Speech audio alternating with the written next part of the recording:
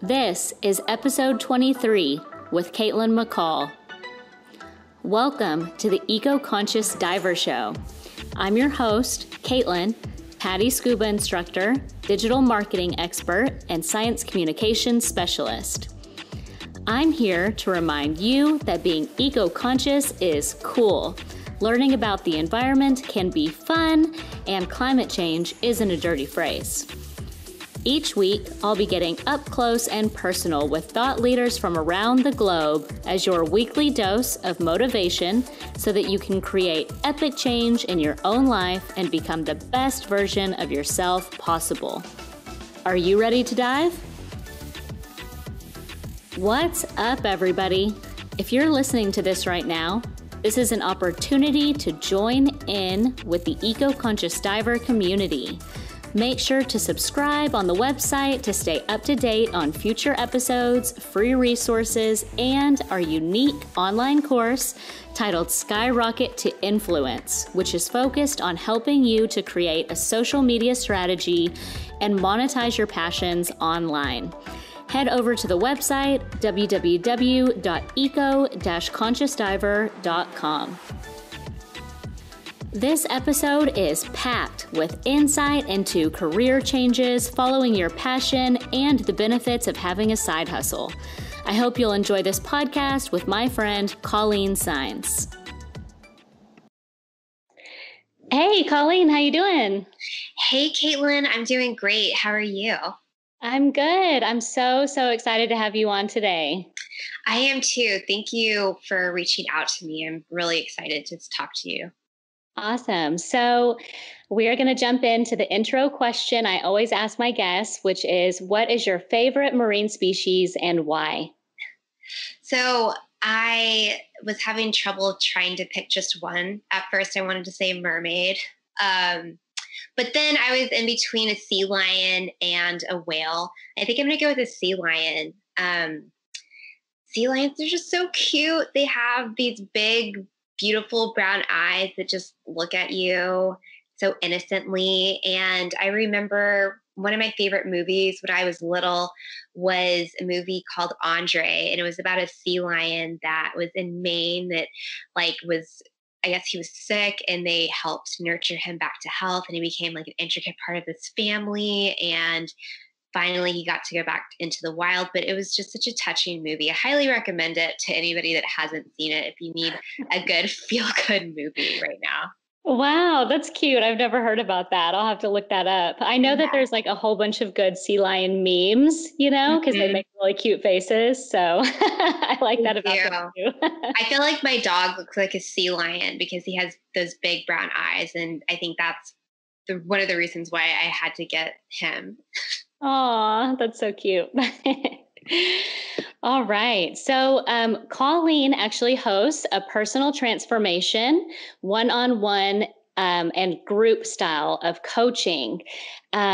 So Colleene and I actually met at Texas State University. We were both in sororities, so I think we kind of met that way. Do you remember when we met? Oh my God, Caitlin, it was so funny. I remember the exact day we met. Because because it was with we were with a group of our guy friends, and it was snowing that night, and we had gotten ice chests, and we were sliding down ramps in the parking garage of one of the apartment buildings. And I remember that that's like when we became really good friends, and I was like, this girl and I have a lot in common. We're going to be friends for a while. Oh my gosh, that's so cute. Like, I remember us doing that, but I didn't remember that was the first time we met. Yeah, I thought about it because of all the stuff, all the weather that was happening in Texas, and we had kind of reconnected around that time. And I was like, wow, that was the first night that we hung out and became friends. Oh, that's really cute. I love that. And I know, like, we were both in sororities too, so we're always like kind of doing the same stuff. You were, I know. Yeah. And I was yeah, and we kind of ran around the same circle of KAs, I think that. It's so funny. So tell me, and tell the listeners too, what all you've been up to since Texas State. What led you to coaching and to this passion? Yeah. So, well, so much has happened after Texas State, but I moved to New York in 2014 and I had just finished graduate school. I got my master's in legal studies and mediation. And I became a legal recruiter while I was living in New York. So I really liked my job and getting to connect with people. And through about like 4 or 5 years into it, I wanted to take the best parts about recruiting and focus in on them.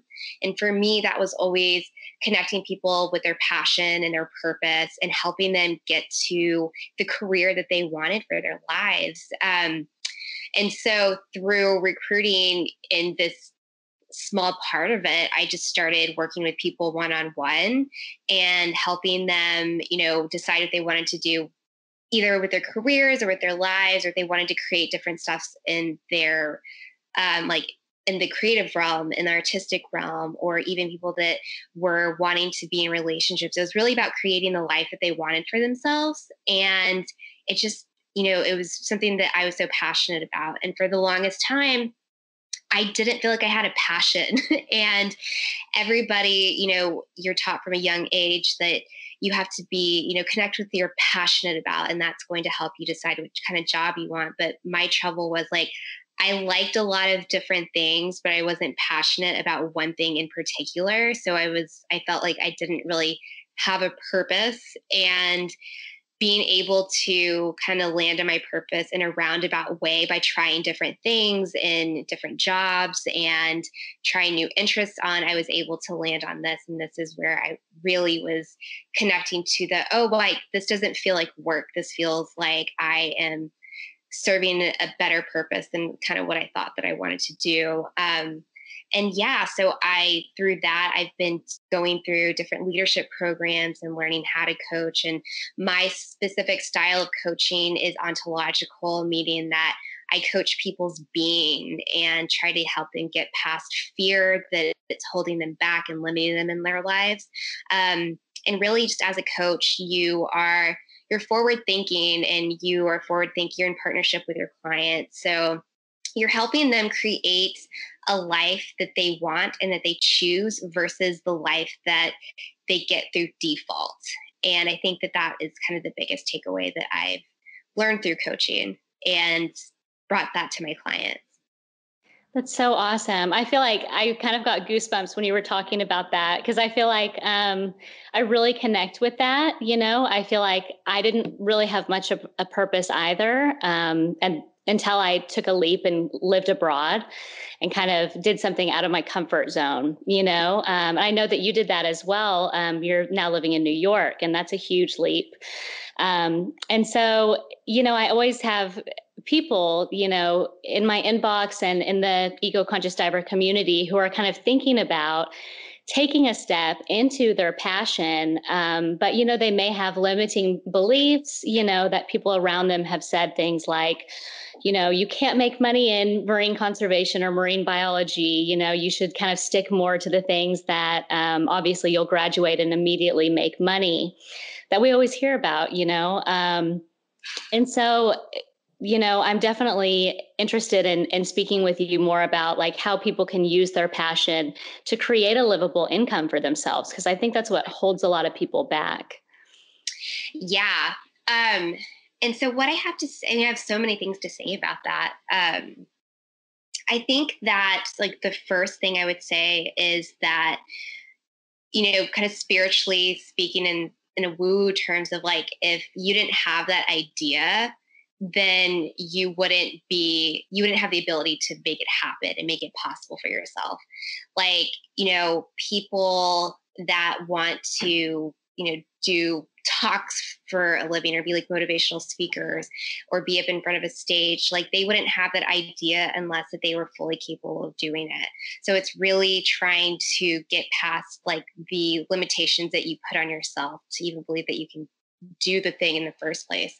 So speaking about like kind of bringing it back to like what you're doing in the marine conservation, like if you wouldn't have had that idea and it wouldn't have been like implanted in your being, in your brain, like then you wouldn't have been capable of doing it and pursuing it in a way where it's been successful. And so I think that you really just have to listen to your inner guidance and not other people. Like, I'm the type of person that I feel like I've always been very good about listening to myself. And when other people have told me to do things and I've done them, I'm not happy with it. Like, because it's not something that came from within myself. It came from somebody else where they were telling me, like, one thing that I always laugh about, my dad, he always wanted me to go into pharmaceutical sales because that's where you were going to make a lot of money. And this was something that he wanted to push on me. And I was always very hesitant and resistant to it because I knew it wasn't going to make me happy. And I think that that's where humans just as defaults like tend to go into things because they have external pressure to do it, whether it's like to make money or to like do maybe a familiar pattern, like their dad was a doctor or mom did something in like a professional setting. So they feel like a pressure that they have to do it, but there's not that passion. It doesn't make them feel alive. It doesn't speak to their soul and their heart. And when you're going against what your internal inner being is calling for, you're not going to be as fulfilled. You're not going to be as happy. It's going to breed resentment. Like, I'm the type of person, if somebody's telling me to do something, I'm not going to do it. And it's going to breed a lot of resentment towards that person and just kind of foster this environment of unhappiness if I'm not doing what it is that I'm passionate about. Like, we both talked about how you took a leap where you were living abroad for a year, and, I moved from Texas to New York, and that was really scary, but it was something that was like deep embedded in my soul to do. And had I not done it, I don't think that I would be as fulfilled and happy as I am now, or on the path that I'm now. So you have to listen to yourself and listen to like what your heart's telling you to do versus the external pieces around you or people around you that are telling you what to do or what you think you should do, right? Because I think that people can go into this, I should do this thing. I should go to medical school. I should go to law school. I should go into this sales job that I hate for 5 years. And so I can make really good money. But I don't know. I think that what I've learned for myself and for other people is that money can also be a limitation on yourself in like, are you fulfilled by what you're doing to get the money? Like, what do you need the money for? Like, what kind of lifestyle is going to make you fulfilled, I guess. And so, yeah, it kind of like goes into that. And I feel like I veered off of the original question now. But what you were saying kind of reminded me of, there's like this famous speech by Steve Jobs where he talks about, that it's really hard, even doing something you're passionate about is really hard.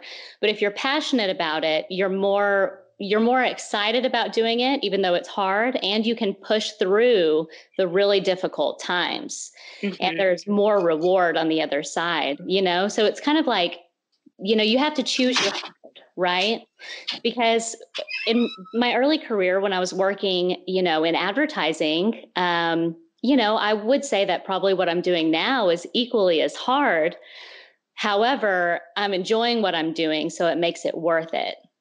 You know what I mean? Oh, absolutely. And that's something that I work with my clients on all the time. And I work on myself is like, when you have the idea of the goal, it's really easy. Like, I like to talk about the inception of the idea and the goal and like the end goal of like, when you get the new idea, you're super, super excited about it. And you have this momentum and this energy where you want to work on it. And then, whatever the end goal is, it's going to take a lot of hard work. It's like the sticky middle where you lose the motivation and you lose like maybe the passion for it that you once had at the very beginning.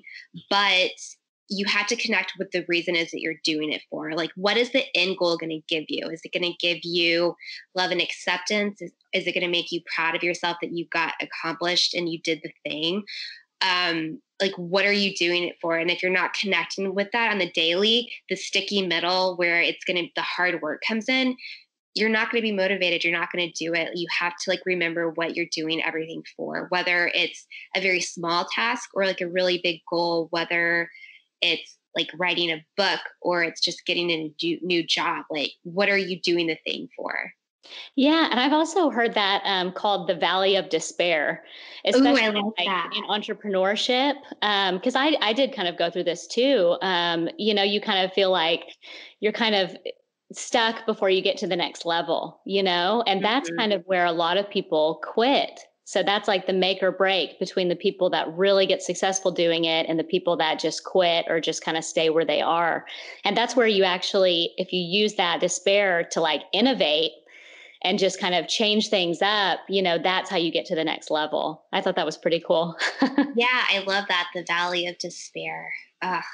And I think when you're in the valley of despair, something that you have to also take an account for is whatever you're trying to do, you have the support system around you that's going to help you stay supported and help you stay focused and driven, and have them hold you accountable for the things that you said that you were going to do. I think that is very underestimated of how much that can help you during that valley of despair, sticky middle, whatever you want to call it. That's where you're going to be able to really get the drive and the motivation to have somebody remind you why you're doing it for. Yeah, definitely. I take that way too extreme. Like, I decide I'm going to do something. I'm like, all right, I'm going to announce this to everybody. And then I have to do it because I've told like however many people that now I'm going to do this. So, Yeah. Well, I mean, but that is a way that you hold yourself accountable, right? It's like I announced that I was going to do this big thing. And I know that if I don't do, like, I've already told all my closest friends and I announced it on Instagram. So now I have to do it. yeah. Yeah. It's kind of like the gym thing too. You want to Yeah. say whatever you want about people like uploading videos, or like, photos of them like every day at the gym. But Mhm. I mean, I take gym photos like that too, because I feel like it's like it holds me accountable. And if I haven't posted one in a while, I'm like, I bet that everybody doesn't think I've been working out. I need to Yeah. post. Yeah. Funny. I feel like we totally went off, but in a really good way. But I know that we kind of talked about this before we started the podcast, but I want to talk about some ways that people can step out of the box.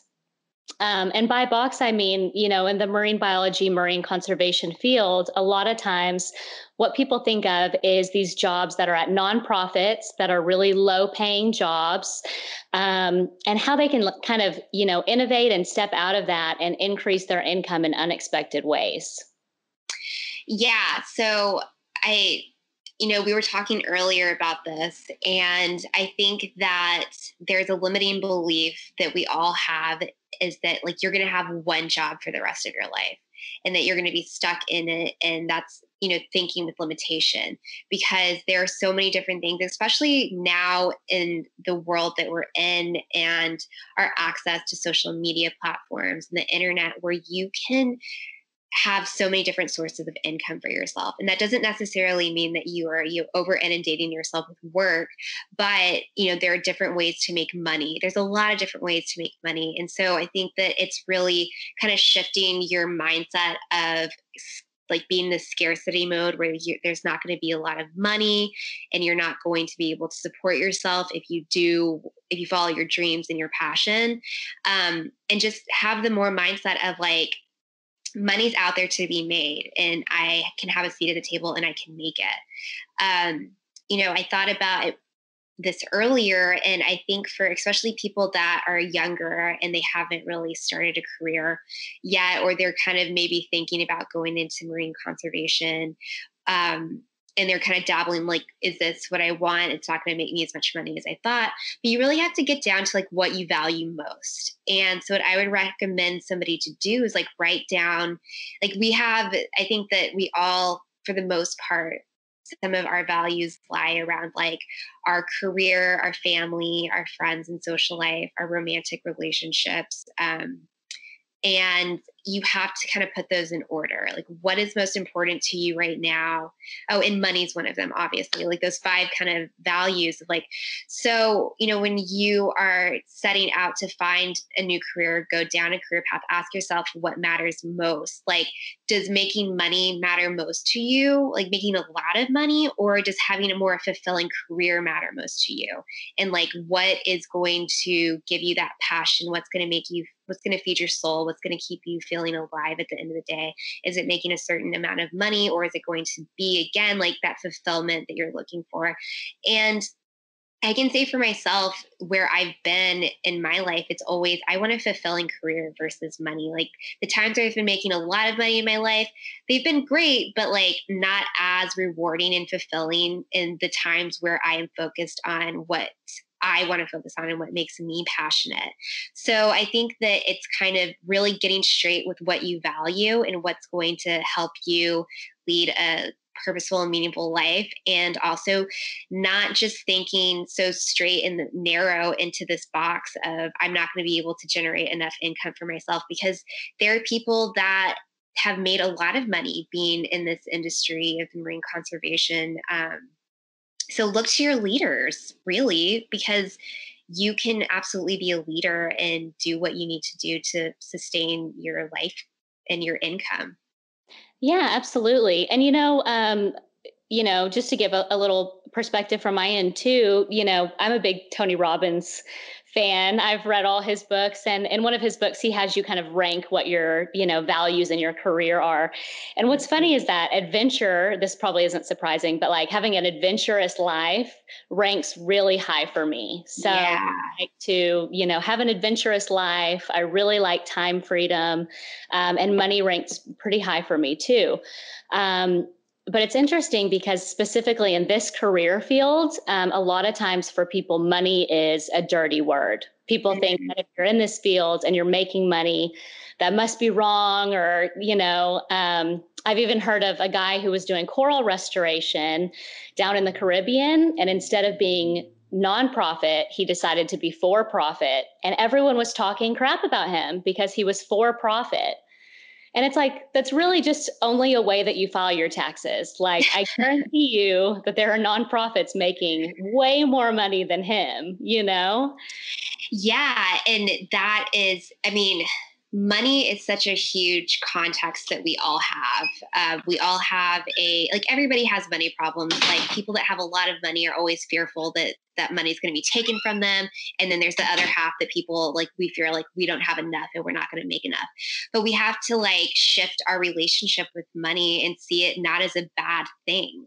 Like money can do a lot of good in the world. And so I think that a lot of people, especially in the nonprofit sector, have this feeling that they're not going to be able to do what they love and to make money. And that's not true at all. You have to have a better, more inviting relationship with money than always seeing money as greed and seeing it as bad and seeing it as this evil, destructive thing, because it's not. And so if you can shift your mindset around money, that's going to help you with your career and open up so many more doors for you.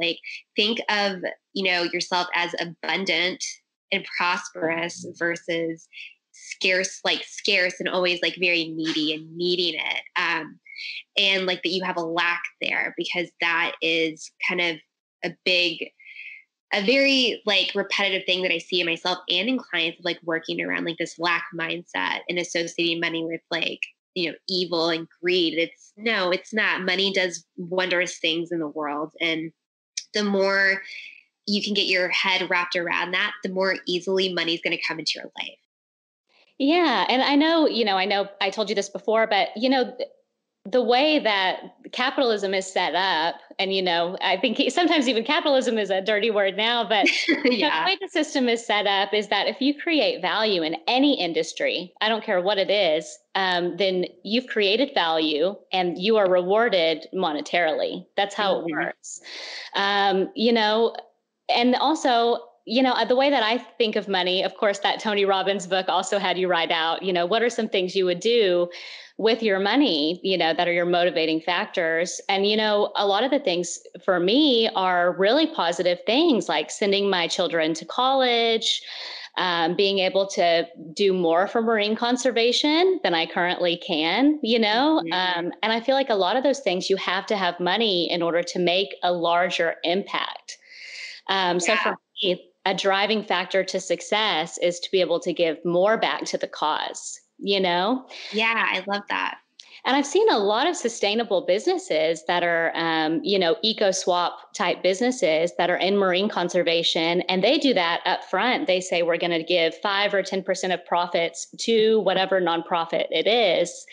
And so that's also kind of their driving factor. So I feel like there's a way that, you can have a successful life and also make a big impact and help out the planet too. Yeah. And what hearing what you were saying just kind of brought this up for me, especially in the nonprofit realm of, feeling like, money's bad, money's evil, it's not good.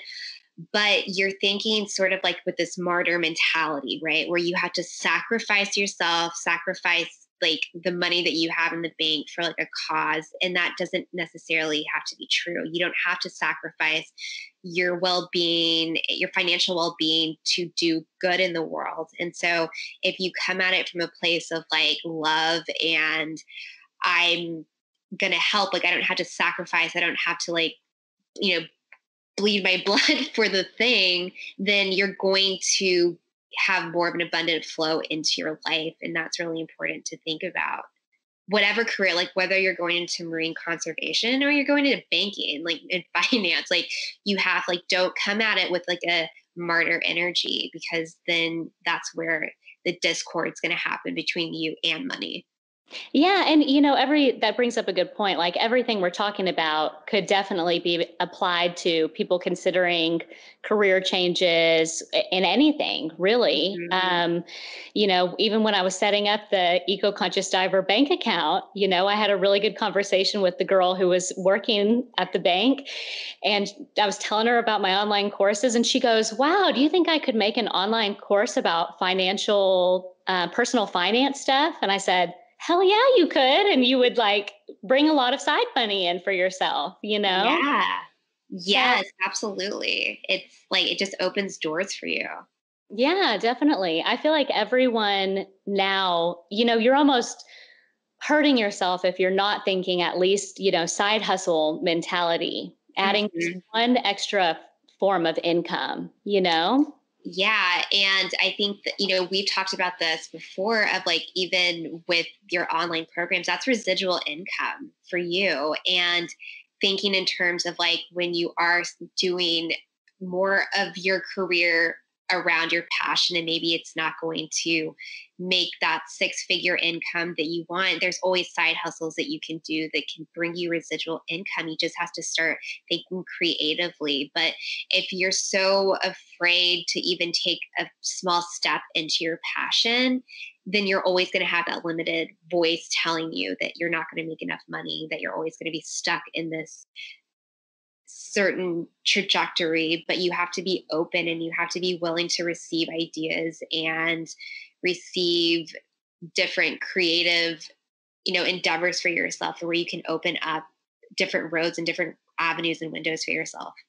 Yeah. And, I know everyone throws around the term like imposter syndrome, like people just think that they can't do it, and I was listening to someone the other day who was saying, I guarantee you there is someone out there who is less qualified than you who is doing it, which is funny to think about. And it's like, if they can do it, then of course you can too, but that really rings true to me, because I feel like I have so many people who have, master's degrees and stuff in marine biology who have messaged me and they're like, oh, I wish I could do something like what you're doing. And I'm like, if you did that, you would like blow me out of the water, like you're way more knowledgeable than me.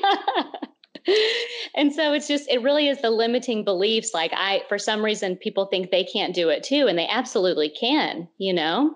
Yeah. And imposter syndrome, that's it. All it is fear. It's fear that people are going to like either reject you, they're going to not want to listen to what you're going to say, or they're not going to buy into your product. Or it's fear that you don't know what you're doing. And like, I think that you don't know what you're doing. Whenever you step into anything, you're a novice, you're learning, you're not like 15 years into it.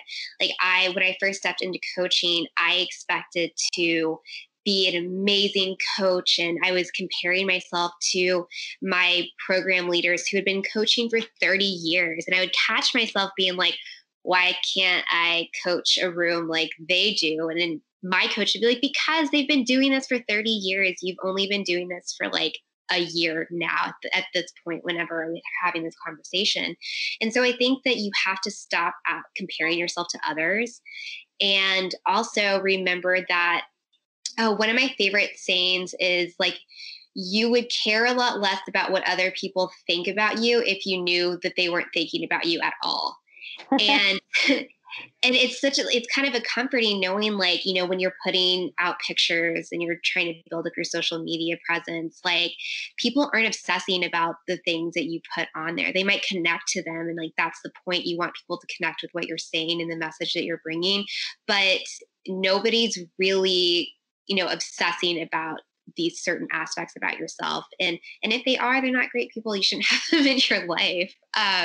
Yeah. And you know, they say like, I feel like we both have listened to a lot of stuff about Oh, this, yeah. but you know, imperfect action is always better if you just go ahead and take imperfect action. There was another girl who, you know, who's on social media, and she was saying, you know, if I make a like, you know, mess up on whatever I type on a caption or something, she was like, you know, 20 people will comment to correct me. And then they just boosted my engagement. And then a ton more people see my post. So she's like, I don't even care if I type something wrong. If I do, I actually get more engagement. Yeah. And that's so funny, right? The way that happens. And you just have to have, you know, I think that if you're always taking yourself so seriously and it's like you're not allowing yourself to be human and to make little mistakes along the way, then you are setting unrealistic expectations for yourself.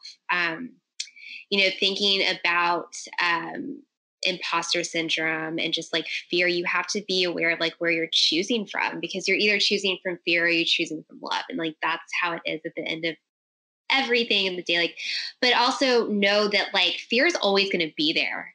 And I think that I remember I was having a client session, and I said that to her, and she was like, that sounds so comforting, like knowing that fear is always going to be there. But I think the trick is you can't let fear drive your life. You like know it's going to be there, make it be a back passenger, but don't let it take the driver's seat. And when you're welcome to it and you accept that it's always going to be a small part of you, then it makes it easier to take the small action step every day, post that Instagram thing, or go after the career that you really want. So just notice like when you're choosing from fear or love, and know that fear is always going to be there, but it's up to you to choose how loud you're going to let that voice yell at you, you know? Yeah. And it's almost like, you know, the more scary things you do, the less hard it becomes. You know, it's Mhm. like you just start doing things, you know, out of your comfort zone. Try to do something, at least one thing every week that it scares you, that's outside of your comfort zone, and it'll get easier, you know? Yeah. And I've always heard this is when you're in your comfort zone, it's comfortable, it's all the things you know. But when you step out of in the discomfort zone, that's where possibility lives. You're always going to be a little uncomfortable because you're trying something new. And then the more you're accustomed to living in like outside of your comfort zone, the more roads, avenues, windows are going to open for you in your life. And that's where possibility is going to thrive, because you're not holding yourself back to these limiting thoughts or beliefs. Yeah. And you know, yeah. So I know that we talked a little bit about some possible, you know, side hustle things, but I want to talk about this just a little bit more, because I feel like a lot of people they kind of just don't know where to start. But obviously we said, look at some of the people that have had big success. So, obviously Ocean Ramsey is someone in this field who has had huge success. If our listeners haven't heard of her, she's a marine biologist, a marine conservationist, and she kind of went viral for, being the girl that swims along great white sharks in Hawaii. But now she used that fame to create dive charters, her own company, and now she's in like sustainable swimwear, wetsuits. So it's not always a straight path. It's not like you're just going to become like the Jane Goodall of marine biology and then that's it. You're just successful, I think it's important to look around and see that even she doesn't have just one source of income. Like she's also dispersed herself into different things. Yeah. And I think that, even for myself, seeing how my career has taken, the journey that my career has been in over the past couple of years, it was not a straight path. It was definitely, there's some twists, turns, and surprises in it. And I'm really thankful for those because they're all lessons of like being open to life and where it can take you. Because I think that we just have this one idea of like, I need to be that person or I need to be this certain thing, and you see that straight road and you have those blinders on. So you're not really opening yourself to possibilities of different avenues and side hustles that could come along. Like, look, we're in a phase of social media where Instagram, TikTok, those are the big platforms that people are using right now to make money. But you know what? Like in 5-10 years, there are going to be new ways to generate income for yourself. This is a growing technology. We're going to continue to grow. And so seeing and being open to change is going to really help you in your career. And it's going to help you be open to different things that come along where you could make any sort of additional income for yourself. And, you don't have to follow the exact path. Like you said, you don't have to be the Jane Goodall or the Ocean Ramsey of marine conservation. But I mean, you can take some of what those people did and try to apply it to yourself just to see like where things could open up for you. And, I don't have the specific formula, and I'm sure you don't either, of exactly where to go or what your side hustle should be. But I think that it starts with following your passion and your interest. And then when you're on the right path and you're feeding your soul, whatever that passion is, then things are going to come to you unexpectedly that you never thought would. Yeah. And, I always think it's good. I'm a list maker, so for me, it's, making a list of the things that you're passionate about and also making a list of the things that you're skilled at, Yeah.